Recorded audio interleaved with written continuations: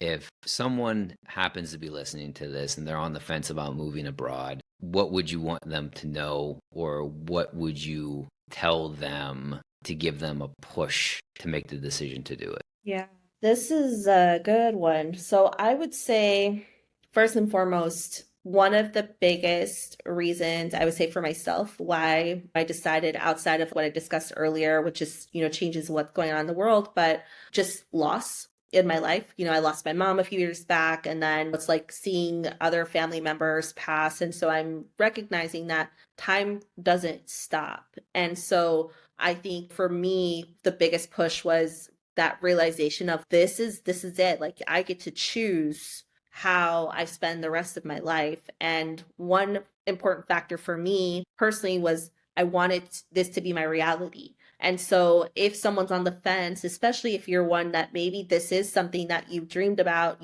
for however many years, or you're at the stage where maybe it's not something you've dreamed about for however many years, but because there is so much going on, you're really wanting to make this a reality for you, for your family, whoever it is for, I would say do it, because you can always come back. You don't have to stay. So that's one thing, is recognizing that none of these decisions have to be permanent, but it's just a matter of making the decision and committing and doing it. I would very much say, yes, I'm all for, if you're on the fence, if you see the pathway and you can, do it, because you can always go back if you do not want to stay. And that might be a situation where you do put your stuff into storage and you do hang on to that house or things like that. So you do have that pathway.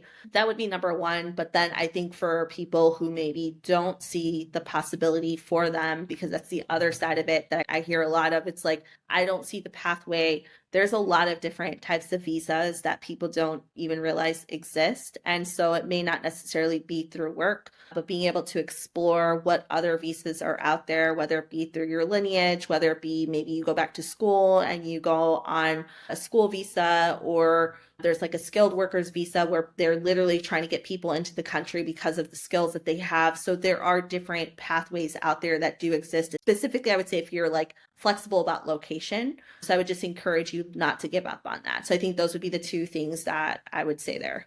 If you enjoyed that clip, the full episode is available here. Go on, press it.